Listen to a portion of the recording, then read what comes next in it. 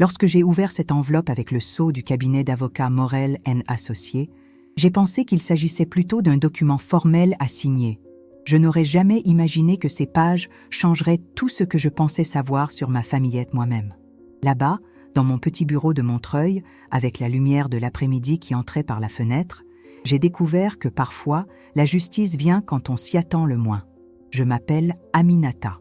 J'ai 63 ans et j'ai passé toute ma vie à essayer de prouver que je méritais d'être dans cette famille. Je suis née à Dakar, je suis arrivée en France à l'âge de 7 ans quand ma mère a épousé un Français et j'ai grandi en essayant de m'intégrer partout.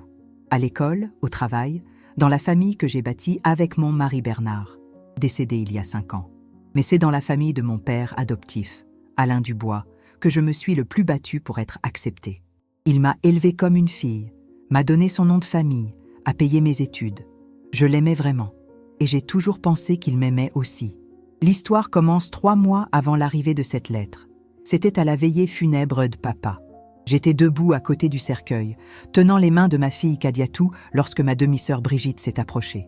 Elle était impeccable, comme toujours, avec ce costume noir de créateur et des cheveux blonds parfaitement arrangés. Brigitte a toujours tout eu. La beauté que la société valorise, le nom de famille sans se poser de questions, la confiance de quelqu'un qui n'a jamais eu à prouver quoi que ce soit. Elle m'a tiré dans un coin de la chapelle et m'a dit doucement, mais avec cette dureté que je connaissais bien depuis mon enfance. « Aminata, tu sais, papa s'est tout organisé. Le testament sera lu la semaine prochaine. Je pense qu'il vaut mieux ne pas créer d'attente. » Je me suis figée. « Comment ça ?» Elle soupira d'impatience. « Tu comprends? Vous n'êtes pas une fille de sang. Papa vous a beaucoup aidé dans la vie, vous a donné de l'éducation, des opportunités. Mais le patrimoine de la famille reste dans la vraie famille. » J'ai senti mon estomac se retourner. J'ai regardé le cercueil de l'homme qui m'avait appelée fille pendant 56 ans. L'homme qui était allé à ma remise de diplôme, qui avait tenu la main de ma fille à sa naissance, qui avait pleuré avec moi à la mort de Bernard. Et ma sœur me disait que je n'avais jamais fait partie de ma famille. Je n'ai pas réagi à ce moment-là. Qu'est-ce que j'allais faire? Faire scandale à la veillée funèbre de mon père. Alors j'ai ravalé cette humiliation et je me suis tue. Mais ces mots n'ont cessé de marteler dans ma tête pendant des jours. Vous n'êtes pas une fille d'Ezang. Les actifs restent dans la vraie famille. La lecture du testament a eu lieu un lundi pluvieux. Le cabinet de l'avocat était près de l'Opéra Garnier, un de ces vieux bâtiments avec des escaliers en marbre et des portes en acajou. Je suis arrivée tôt, avec un nœud au ventre. Brigitte était déjà là, avec notre frère Pascal. Il m'a à peine regardée quand je suis entrée. Nous avions été proches quand nous étions enfants.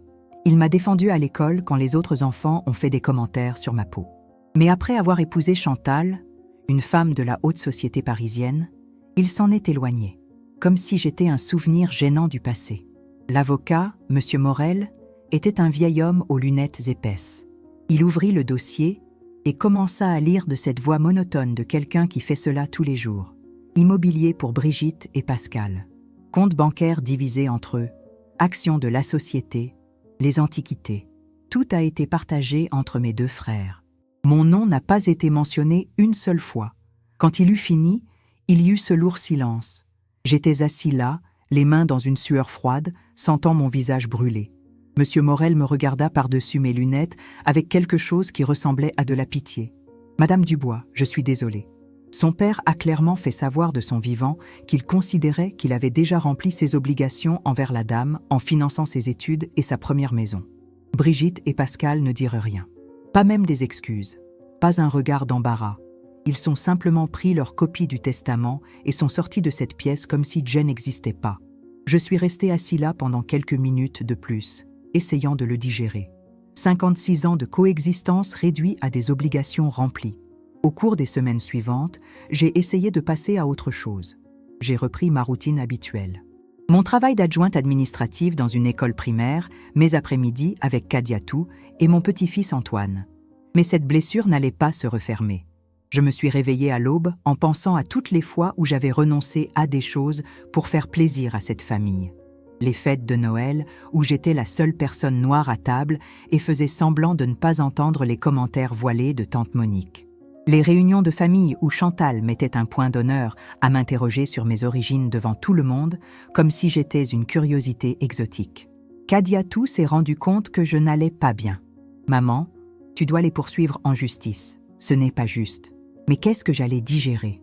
La volonté était claire. Papa avait fait son choix.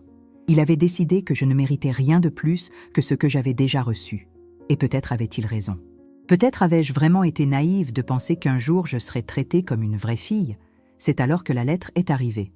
2 mois après la lecture du testament. Une enveloppe fine, à en tête du même bureau Morel & Associés.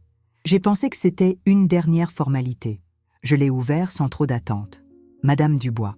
Je vous écris d'urgence pour vous informer d'un document qui n'a été porté à notre connaissance qu'après la clôture formelle de la succession de M. Alain Dubois.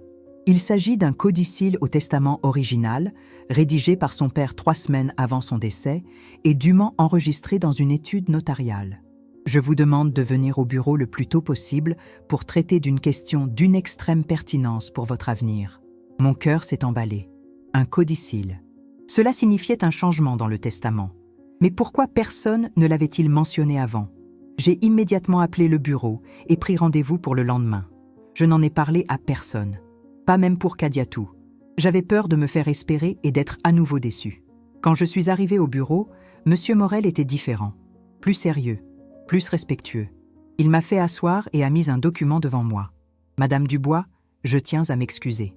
Ce document a été incorrectement déposé dans notre système et n'a été localisé que la semaine dernière, lors d'un audit interne. Son père l'a écrit quelques jours avant l'accident vasculaire cérébral qui l'a conduit à l'hôpital pour la dernière fois.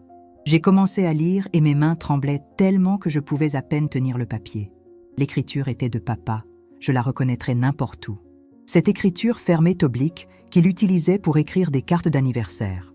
Moi, Alain Dubois, en pleine conscience et en pleine capacité mentale, je rectifie par la présente les dispositions antérieures de ma volonté. Après une profonde réflexion sur ma vie et l'héritage que je souhaite laisser, je reconnais avoir commis une grave injustice envers ma fille Aminata. C'est ma fille à tous égards qui compte vraiment. Plus que cela, elle était la seule de mes enfants à être vraiment présente dans les moments difficiles de ma vie. Mes mains tremblaient tellement que j'ai dû poser le papier sur la table pour continuer à lire. Lorsque je suis tombée malade pour la première fois, il y a 2 ans, ce sont Brigitte et Pascal qui sont venus à mon chevet. C'est Aminata qui est restée. Ce sont eux qui ont apporté des fleurs et des mots de réconfort pendant 10 minutes. C'est elle qui passait de nuit à l'hôpital, qui me tenait la main pendant les crises de douleur, qui apprenait à faire mes injections pour que je puisse rester à la maison. Elle a réorganisé toute sa vie pour prendre soin de moi. Et moi, lâche, j'ai cédé à la pression de Brigitte et de Pascal, qui m'ont convaincu qu'il serait injuste pour eux de partager le patrimoine avec quelqu'un qui n'avait pas notre sang. J'ai dû arrêter de lire. Des larmes brouillaient ma vision. Monsieur Morel m'offrit un mouchoir et m'attendit en silence. Mais maintenant, seul dans cette chambre d'hôpital, après une autre frayeur de santé, je me rends compte de la folie que j'ai commise. Le sang ne définit pas la famille. La présence se définit. L'amour se définit, le sacrifice définit. Et Aminata m'a donné toute Sheila sans rien demander en retour. Je décide donc que la moitié de tous mes biens, y compris la maison de campagne en Bretagne que nous aimons tant, soit immédiatement transférée à Aminata Dubois. De plus, je lui laisse ma collection complète des premières éditions de la littérature africaine, que j'ai rassemblée à l'esprit pendant toutes ces années. Je m'excuse d'avoir mis autant de temps à faire ce qui était juste. Et je demande à Aminata de me pardonner d'avoir été trop faible pour affronter mes autres enfants alors qu'il en était encore temps. J'ai pleuré là, devant l'avocat. J'ai pleuré de soulagement, de tristesse, de colère pour tout ce que j'avais traversé. Papa l'avait vu, il l'avait remarqué, et finalement, j'avais essayé de le réparer. M. Morel expliqua que le document était absolument valable et qu'il annulait partiellement le testament précédent. Brigitte et Pascal devront rendre la moitié de ce qu'ils ont reçu. Le chalet, évalué à près d'1 demi-million d'euros, serait le mien. L'escompte bancaire serait redistribué. Tout serait refait. Vous voulez que je contacte vos frères ou préférez-vous le faire personnellement?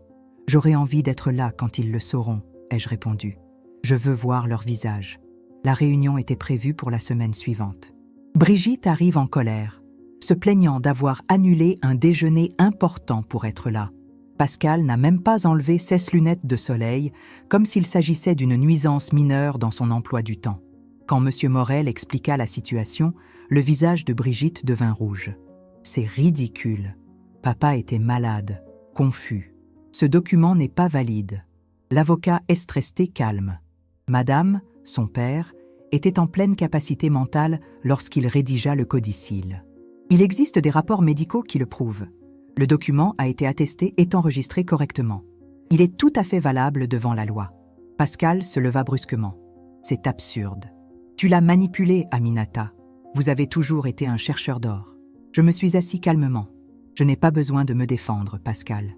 Papa a tout été très clair dans le document. Il a expliqué exactement pourquoi il avait pris cette décision. Si vous voulez concourir, n'hésitez pas. Mais ils vont perdre. Brigitte tremblait de colère. Vous le regretterez. Vous n'avez aucune idée de ce que vous faites. C'est en train de détruire cette famille. J'ai pris une profonde inspiration et je l'ai regardée dans les yeux. Brigitte, cette famille a été détruite le jour où tu as décidé que ma peau rendait mon amour moins valable.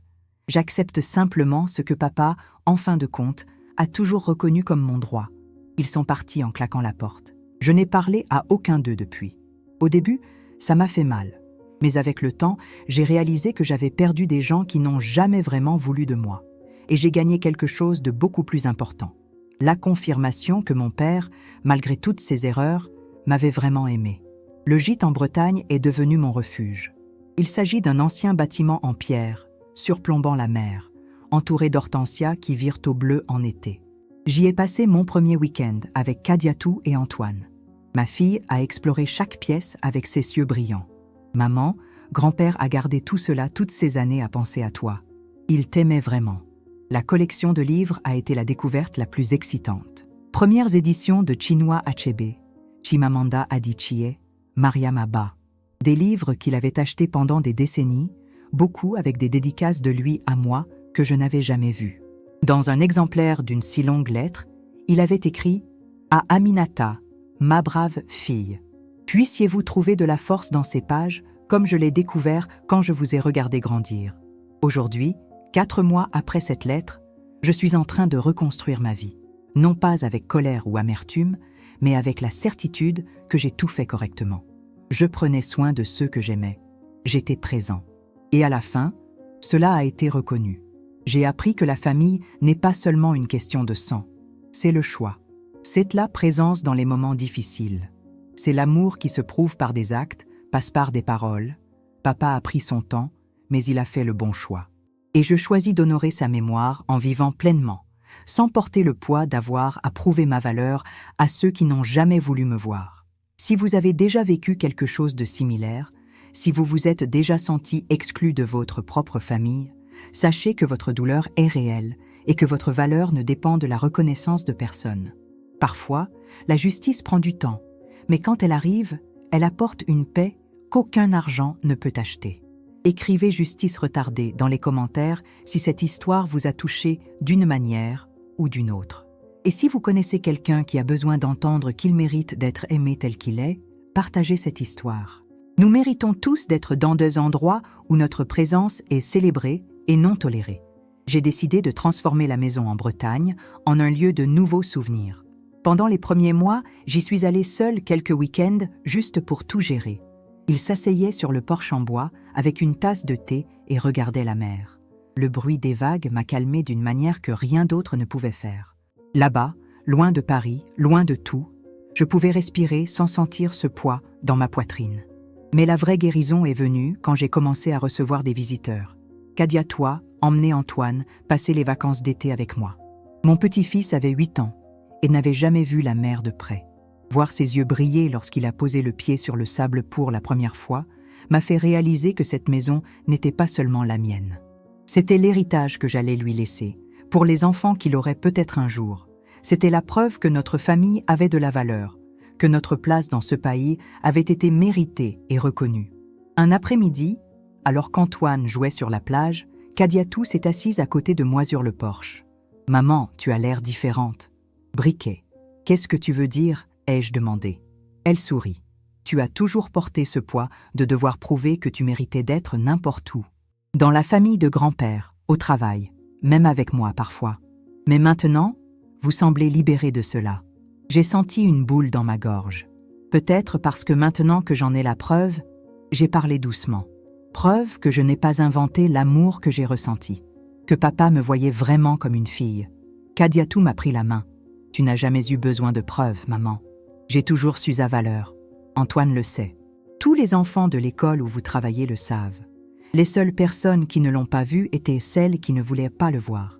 Et ces gènes ne méritent pas votre temps. Elle avait raison. Mais même ainsi, ce document avait guéri quelque chose en moi.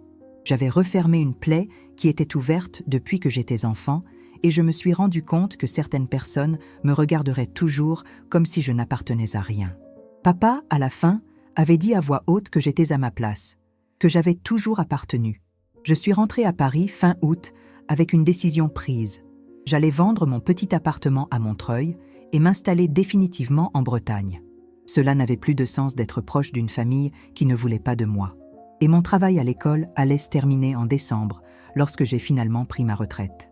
Il était temps de vraiment recommencer. Quand je l'ai dit à Kadiatou, elle est restée silencieuse pendant un moment. Et moi, maman, je resterai loin de toi.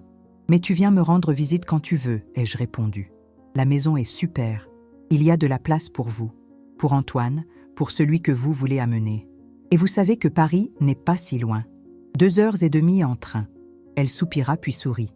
C'est juste, vous méritez ce nouveau départ. Il promet seulement qu'il sera heureux.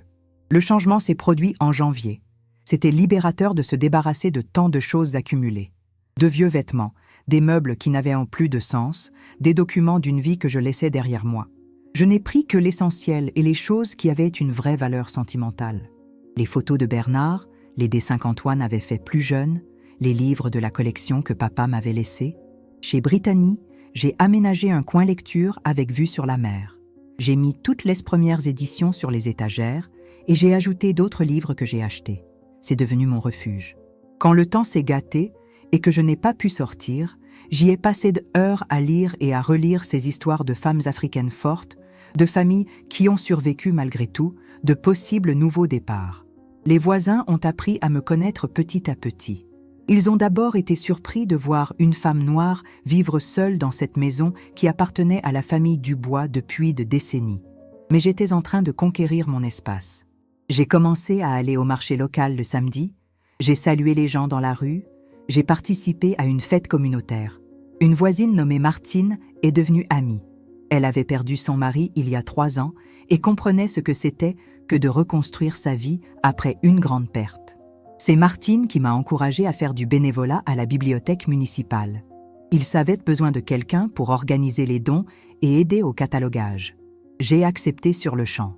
Travailler avec des livres m'a toujours calmée. Et là, dans cette petite bibliothèque qui sentait le vieux papier et le café, j'ai trouvé une nouvelle routine. J'y allais 3 fois par semaine. Je parlais aux gens qui se présentaient, je recommandais des lectures, j'organisais des étagères. C'était simple, mais ça m'a fait du bien. Un jour, 6 mois après le déménagement, j'ai reçu un appel d'un numéro que je ne reconnaissais pas. Bonjour, c'était Pascal. Mon frère qui ne m'avait pas parlé depuis cette réunion tendue dans le bureau de l'avocat. Aminata, nous devons parler. À propos de quoi, Pascal? Nous n'avons plus rien à résoudre. Il hésita. À propos de tout. Sur la façon dont nous vous avons traité. À propos de papa. Je voulais m'excuser auprès de vous. Je me taisais. Je ne m'attendais pas à ça. Je sais qu'il est tard, a-t-il poursuivi. Je sais que nous avons été injustes. Mais j'ai beaucoup réfléchi et j'ai réalisé que vous étiez toujours là. Quand papa tombait malade, quand il avait besoin d'aide, tu étais le seul à vraiment se présenter. Et nous vous avons quand même exclus. Ce n'était pas juste. J'ai pris une profonde inspiration. Pascal, j'accepte vos excuses. Mais vous devez comprendre que ce qui s'est passé a tout changé. Vous ne pouvez pas revenir en arrière et prétendre que nous sommes une famille heureuse. Vous avez fait des choix. J'ai fait le mien. Et maintenant, chacun suit son propre chemin. Il était silencieux de l'autre côté. Comprendre. Je voulais juste vous faire savoir que je suis désolée. Vraiment. J'ai raccroché le téléphone et j'ai regardé la mer. J'ai ressenti un mélange de choses. Soulagement qu'il ait reconnu l'erreur. Tristesse d'avoir pris autant de temps. Mais surtout, la certitude d'avoir fait le bon choix en m'éloignant. Certaines blessures ne guérissent pas avec des excuses. Certains ponts ne devraient pas être reconstruits. Brigitte n'a jamais pris contact. Et je m'en fichais non plus. Il y a des gens qui n'admettront jamais qu'ils ont fait une erreur, que vous ne serez jamais capable de regarder au-delà de vos propres préjugés et de votre propre orgueil. Et ce n'est pas grave. Il n'est pas de ma responsabilité d'éduquer qui que ce soit ou d'attendre que les gènes changent. Ma responsabilité est de prendre soin de moi et des gens qui m'aiment vraiment. Aujourd'hui, 1 an après avoir reçu cette lettre qui a tout changé, je me réveille tous les matins avec le bruit des mouettes et l'odeur de la mer qui passe par la fenêtre. Je prends un café sur le porche, je lis quelques pages d'un livre de la collection de Papa et Jay planifie ma journée. Parfois, je vais à la bibliothèque, parfois je me promène le long de la plage, parfois je reste juste à la maison à m'occuper du jardin. C'est une vie simple, mais c'est ma vie. Et pour la première fois depuis longtemps, je me sens en paix. Kadiatou vient me rendre visite 2 fois par mois avec Antoine. Mon petit-fils apprend déjà à nager et passe des heures à explorer les rochers de la plage. Il me pose des questions sur son arrière-grand-père, sur l'Afrique, sur notre histoire. Et je réponds à tout honnêtement. Je parle des difficultés, des préjugés, mais aussi de la force, de la résistance, de l'amour qui nous a permis de rester debout même lorsque tout semblait perdu. Si je pouvais remonter dans le temps, je changerais quelque chose. C'est une question que je me pose parfois. Et la réponse est non. Parce que chaque douleur, chaque humiliation, chaque moment de solidarité m'a amené ici. Cela a fait de moi la femme que je suis aujourd'hui. Et cette femme n'a plus besoin de l'approbation de personne pour connaître sa valeur. La lettre de papa ne m'a pas seulement donné un héritage matériel. Elle m'a donné quelque chose de beaucoup plus grand. Cela m'a confirmé que je n'étais pas folle, que mon amour n'était pas unilatéral, que j'avais tout fait correctement. Et cela m'a donné le courage de faire enfin passer mon bonheur en premier. Si vous traversez quelque chose de similaire, si vous avez l'impression que votre famille ne vous valorise pas, sachez que vous n'êtes pas seul. Et sachez que votre paix vaut plus que n'importe quelle tradition familiale, toute approbation, n'importe quel héritage. Parfois, le plus grand héritage que nous puissions recevoir est la permission de passer à autre chose. Pour construire notre propre bonheur, loin de ceux qui nous ont fait du mal. Écrivez Fresh Start dans les commentaires si cette histoire vous a fait réfléchir à vos propres choix. Partagez avec quelqu'un qui a besoin d'entendre qu'il n'est jamais trop tard pour recommencer. Et abonnez-vous à la chaîne pour plus d'histoires, de dépassement et de justice. Parce que nous méritons tous que notre histoire soit racontée et que notre douleur soit reconnue.